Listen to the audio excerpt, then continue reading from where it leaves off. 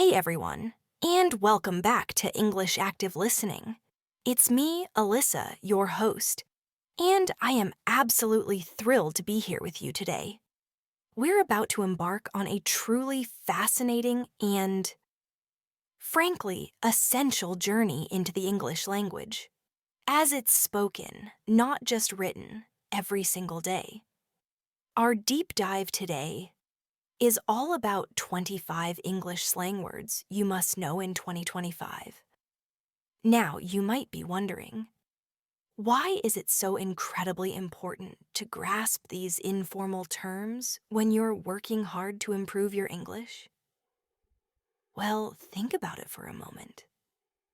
Imagine you're listening to a conversation between native speakers, or perhaps getting lost in your favorite TV show without subtitles, or even just casually scrolling through social media.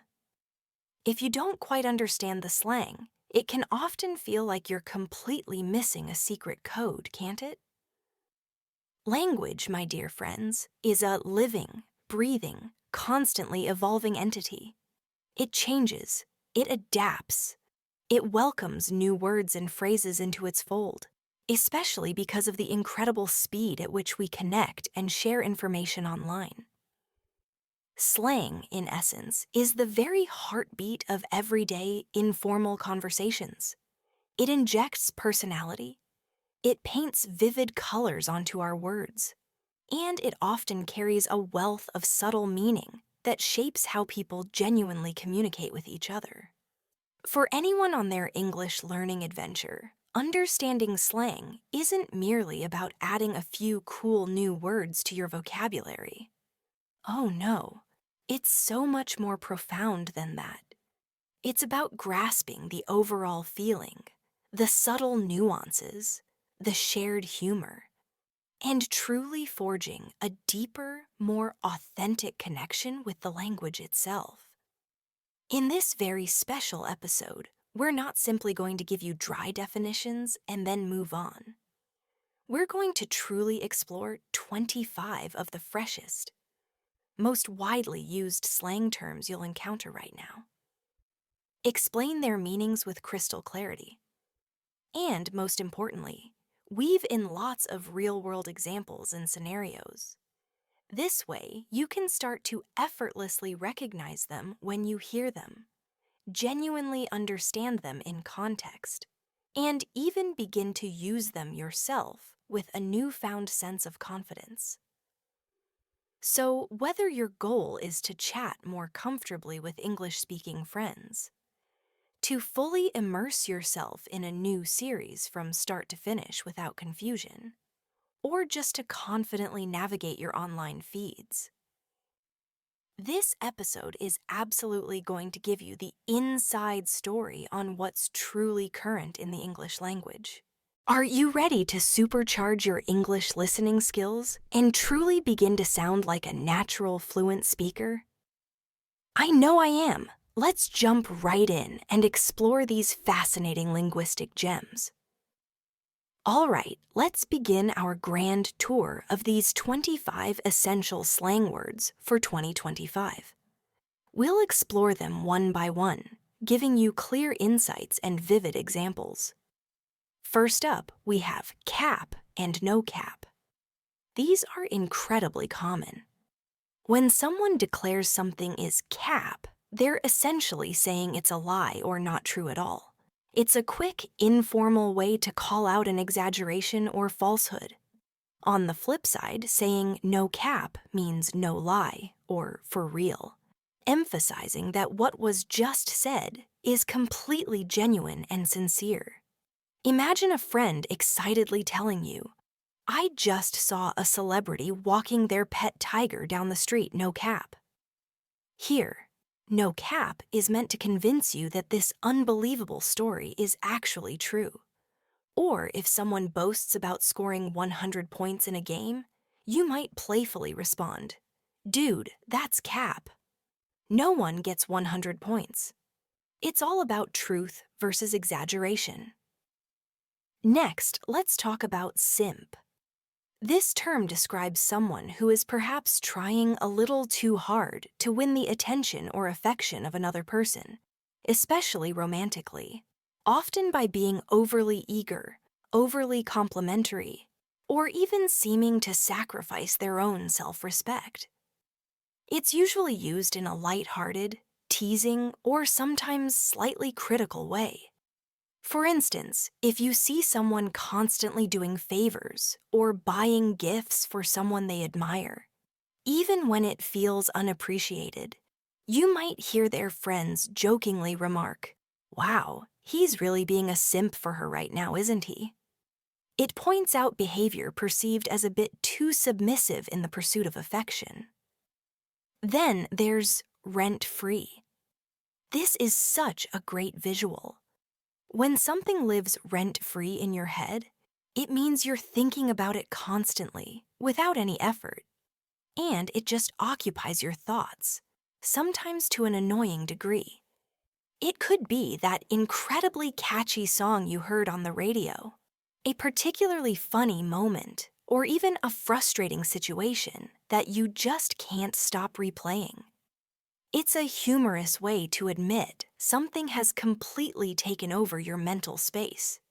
You might groan and say, "That silly jingle from the commercial has been living rent-free in my head all day. I can't shake it." Or after an awkward encounter, "The way I messed up that sentence is definitely living rent-free in my head." It perfectly captures that persistent mental occupation. Moving on, we have glow up. This refers to a significant and often very noticeable transformation for the better, usually encompassing improvements in appearance, confidence, or overall well-being. It implies a positive change that makes someone look, feel, or act much better than they did before. This phrase is about more than just a new haircut.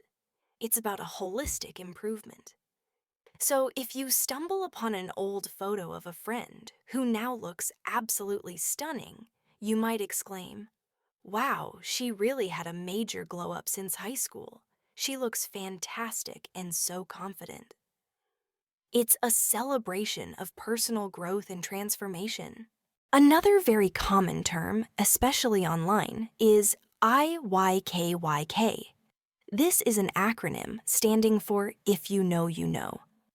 We use this when we're talking about something very specific, very niche, or an inside joke that only a certain group of people will understand or relate to. It creates a sense of shared secret knowledge or a common experience without needing a lengthy explanation. Someone might post a mysterious comment on social media and add IYKYK, relying on their followers to get the hidden meaning. Or, after recounting a very specific, quirky incident that only your closest friends would understand, you might finish with a knowing smile. The way the cat reacted to the vacuum cleaner, IYKYK, it builds a fun connection with those in the know. Then we have main character energy. This describes someone who behaves as if they are the central figure in their own life's grand story, exuding confidence, charisma, and often a dash of dramatic flair. It's about embodying an aura that naturally draws attention and makes you feel like the world might just revolve around you, but in a very positive and empowering way. This usually suggests someone is living boldly, making their own choices, and truly embracing their uniqueness. If someone walks into a room radiating self-assurance and all eyes turn to them, you might whisper, "She walked in with total main character energy. She just commanded the room." It's about being the star of your own narrative. Speaking of charisma, let's explore Riz. Riz refers to a person's skill or effectiveness in charming or attracting others, especially through engaging conversation, undeniable confidence, and natural charisma. It's about having a magnetic personality that effortlessly draws people in. This word is typically used in informal, often humorous contexts to describe someone who is particularly good at flirting or making a strong, positive first impression. If a friend can walk into any group and instantly connect with everyone, you might comment, "He's got so much riz. He can talk to anyone and make them feel comfortable." It captures that effortless charm. Next, a powerful word for success: slay. To slay means to perform something exceptionally well, to be outstanding, or to achieve something truly impressive. It's a very strong way to express admiration or approval for someone's performance, their appearance, or a significant accomplishment. This word is often used as a compliment for someone who is confidently excelling or looking absolutely fantastic. After a brilliant performance on stage, you might exclaim, "Wow, you totally slayed that. You were incredible." Or if a friend shows up in a stunning outfit, you could genuinely say, "Your look today slays. You truly look amazing." It's a high compliment for excellent effort or a striking presentation. A less pleasant but very common term is ghosting. Ghosting means suddenly and completely cutting off all communication with someone without any explanation. This often occurs in dating relationships, but it can also happen in friendships or even professional connections, where one person simply stops replying to messages, calls, or any attempts at contact, disappearing as if they were a ghost. It's generally considered a rude or disrespectful way to end a connection.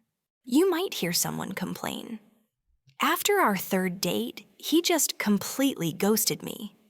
I never heard from him again, and I still don't know why." It describes that abrupt and unexplained vanishing act. Now, a short and incredibly versatile word: bet. Bet is an informal way to say yes, okay, I agree, deal, or I'm confident. It implies agreement, acceptance, or confirmation, often with a clear sense of certainty or readiness. It's a very casual and quick response. So if a friend suggests, "Let's grab a late-night snack after the movie," you might simply reply, "Bet," meaning, "Yes, I agree, that sounds good." Or if someone challenges you to do something, you might confidently say, "Bet, I can definitely do that." It shows both agreement and a hint of self-assurance. Let's move to a word that describes unrealistic thinking: delulu. This is a playful, shortened, and informal version of delusional. It's used to describe someone who holds unrealistic beliefs, fantasies, or expectations, often in a humorous or slightly critical way. It points out a disconnect from reality. You might hear someone say, "She thinks she's going to become a millionaire overnight by just wishing for it. She's completely delulu." Or, "His ideas for the project are a bit delulu, but at least he's creative." It highlights a charming yet unrealistic perspective. Then we have vibe check. This phrase is all about assessing the mood, feeling, or overall atmosphere of a place, a situation, or even a group of people. It's like taking a quick emotional temperature. Before walking into a potentially tense meeting, someone might suggest, "Let's do a quick vibe check to see how everyone's feeling before we start." Or, after visiting a new cafe, you might conclude, "The new spot definitely passed the vibe check. It felt really cozy and welcoming." It's a quick way to gauge the current emotional energy. You've probably heard this next one if you watch a lot of online food reviews: bussin'. This term means something is exceptionally excellent, truly amazing, or incredibly good. and it's particularly often used to describe delicious food or great music. When you bite into something incredibly tasty, you might exclaim, "This burger is absolutely bussin'. You have to try a bite." Or describing a fantastic song, "That new track is so bussin', I can't stop listening to it." It conveys strong enthusiasm and approval. On the other hand, there's mid. This word describes something that is merely average, mediocre, unimpressive, or simply fails to meet expectations. It's basically a polite yet direct way of saying may, not great, or just okay. It carries a subtle tone of disappointment or a lack of excitement. If you finally watch a highly anticipated movie and it just doesn't impress you, you might say, "That new superhero film everyone hyped up? Honestly, it was pretty mid." Or, "The concert tickets were expensive, but the performance was pretty mid." It's a concise way to express lukewarm feelings. Moving to behavior, we have unhinged. This word describes actions or behavior that are wild, unpredictable, completely over the top, or even a little eccentric, though often used in a funny or playfully exaggerated way. It strongly implies a lack of normal control, a departure from what's expected, or simply being delightfully chaotic. You might describe a comedian's performance as hilariously unhinged, meaning it was wildly unpredictable and funny. Or his reaction to hearing the news was totally unhinged. He started running around the room. It paints a vivid picture of something or someone going all out. Then there's negative aura. This phrase is used to describe something or someone that gives off distinctly bad feelings, possesses an unpleasant energy, or generally feels uncomfortable, bad, or just wrong. It playfully suggests a loss of aura points, which is a humorous, almost game-like way of saying something is losing its appeal or positive energy. If you walk into a room after a big argument, you might sense, "I walked in, and the atmosphere had such a negative aura about it. You could feel the tension." Or, "I just have a negative aura about that whole situation. Something feels off." It perfectly conveys an uneasy feeling. Next, a classic for juicy revelations. "That's tea." This is a fantastic, strong, and often dramatic way of saying, "That's the truth," or acknowledging some incredibly juicy gossip, shocking news, or truly revealing information.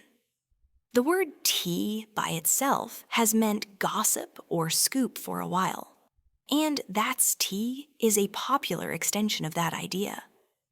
We typically use it when someone shares a piece of information that is scandalous, surprising, insightful, or simply very true and interesting. If a friend reveals a secret about a mutual acquaintance, you might exclaim, "She really did that? Oh my gosh, that's tea." It adds a dramatic punch to the conversation. An acronym that has stood the test of time is GOAT. This stands for greatest of all time. It's used to describe someone or something that is considered the absolute best in their particular field, with no close rivals. It's a high compliment reserved for true legends. You might say, "Serena Williams is definitely the GOAT of tennis." Or, "This album is the GOAT of all rock albums." It's a powerful declaration of supremacy. Similar to bussin', we have fire. This also means something is excellent, amazing, incredibly cool, or just outstanding. It's a versatile word for expressing strong approval. If you see someone with new stylish clothes, you might say, "Your new jacket is fire, I love it." Or, "The concert was absolutely fire, the band played perfectly." It conveys immediate enthusiasm. Then there's cringe. This describes something that is so embarrassing, awkward, or uncomfortable that it makes you feel deeply uneasy or embarrassed for the person involved. It evokes a physical reaction, like wanting to shrink away. You might watch an old video of yourself and think, "Ugh, my fashion sense back then was so cringe." Or his attempt at telling a joke was pure cringe. No one laughed. It perfectly captures that secondhand embarrassment. Another alternative to no cap is no kizzy. This phrase also means no lie, for real, or seriously. It's just another way to emphasize the truthfulness and sincerity of a statement, often heard among younger speakers. "I really aced that exam, no kizzy," means I seriously aced that exam. It adds a fresh, informal flavor to your affirmations. A very expressive phrase is "it's giving." This is used to describe the overall impression or vibe something gives off, often with a slightly humorous or subtly critical undertone. You fill in the blank with what it makes you think of. For example, looking at a highly organized but perhaps overly strict schedule, you might say, "This itinerary, it's giving strict principle." Or admiring a very fashionable friend, "Your new outfit, it's giving runway model." It's a quick way to describe a strong feeling or association. For a dramatic visual, consider bombastic side-eye. This refers to a look of intense disapproval, skepticism, or judgment, usually delivered with a dramatic side glance. It's often used humorously to describe a strong reaction to something silly or unbelievable. If someone tells an obvious lie, you might imagine giving them the bombastic side-eye. "When he said he forgot my birthday, I gave him the full bombastic side-eye." It's a very expressive, non-verbal way to show your skepticism. Next, a word often used to describe trends that have passed their prime. Cheugy. This term describes something that is considered uncool, outdated, or trying too hard to be trendy, especially if it's associated with millennial trends that are now seen as a bit out of style, or trying too hard to be current. You might observe, wearing those specific branded t-shirts is starting to look a little cheugy now. Or some of those old social media challenges are definitely cheugy in 2025. It's a playful way to point out something that's no longer fresh or cool. And finally, for our 25th word, we have finesse. To finesse means to achieve something skillfully, artfully, or sometimes subtly, often implying a clever or even slightly tricky way of doing it. It's about handling a situation with a certain level of delicate skill to get the desired outcome. He managed to finesse his way into the exclusive event without an invitation, just by chatting up the security guard. Or, she really finessed that complex negotiation, getting a great deal for everyone. It implies clever, smooth execution. Now that we've journeyed through these 25 current and essential slang terms, let's reflect on why truly grasping them is so crucial for your English learning. It's not just about knowing a few trendy words. It's about unlocking a deeper, richer understanding of the language. Firstly, and perhaps most importantly, there's authenticity. Native speakers, in their day-to-day lives, use slang constantly and naturally in their informal conversations. If your English vocabulary is primarily limited to formal or textbook expressions, you'll inevitably find yourself missing out on the true meaning, the underlying tone, and the subtle emotional weight of a conversation. Slang adds an indispensable layer of authenticity that makes your listening comprehension far richer and more complete.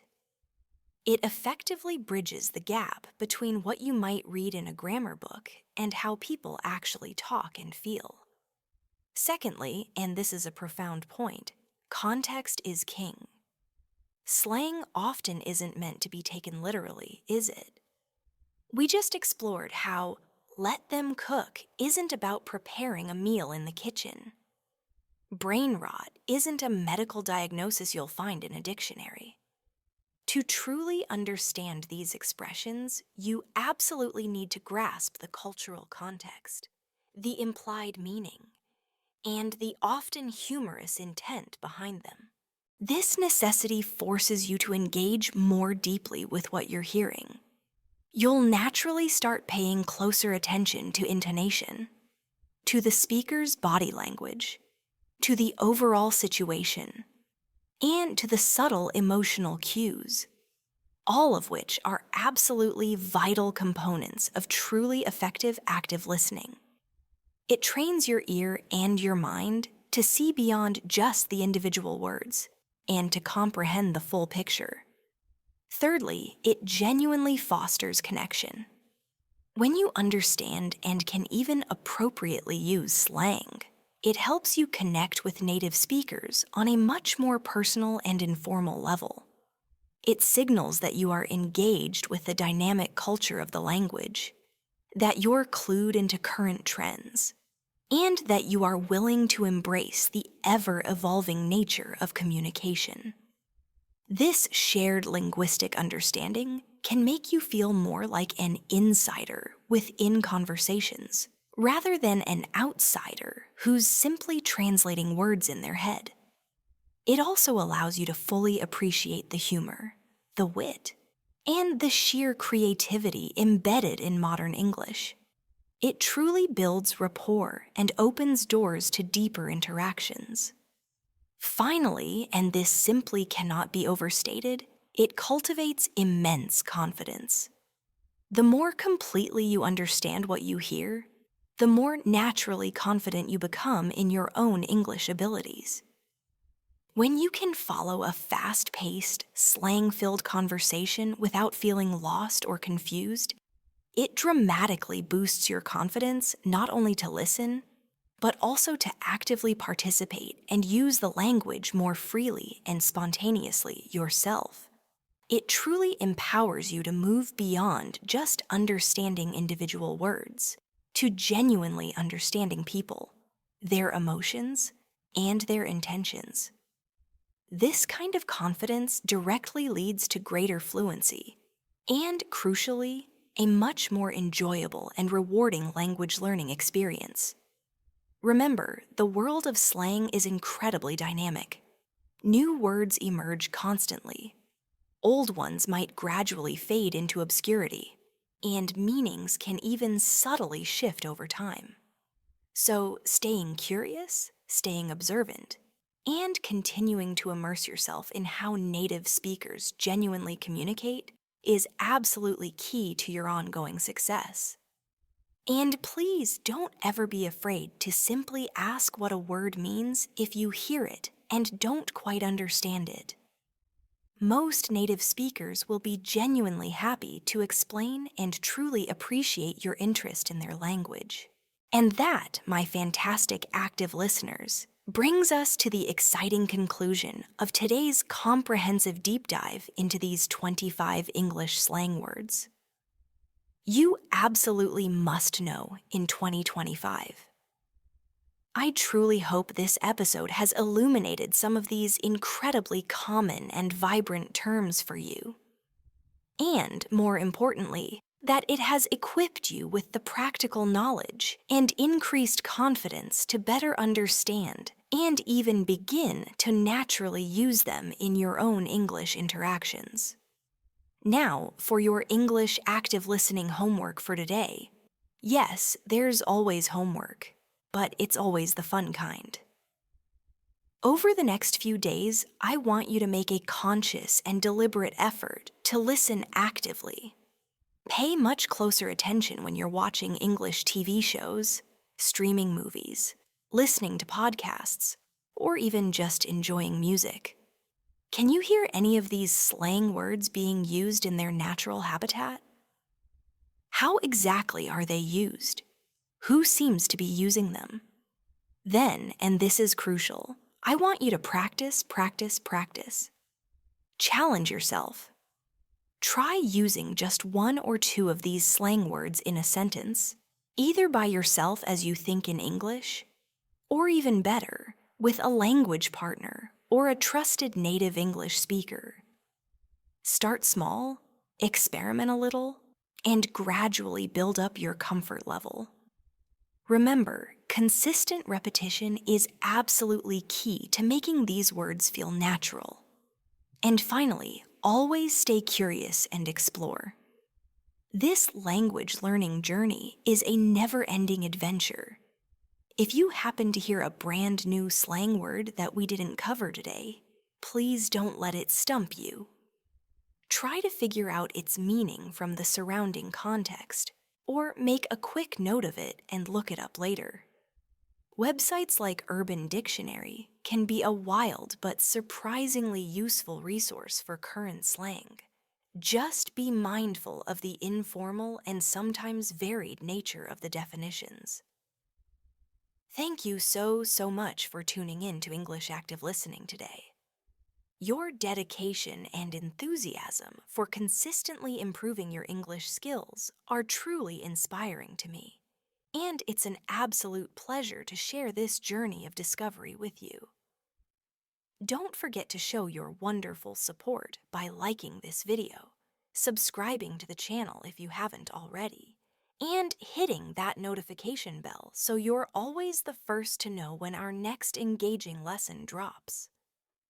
Until next time, keep listening intently, keep learning passionately, and keep embracing the wonderfully dynamic and incredibly vibrant world of English.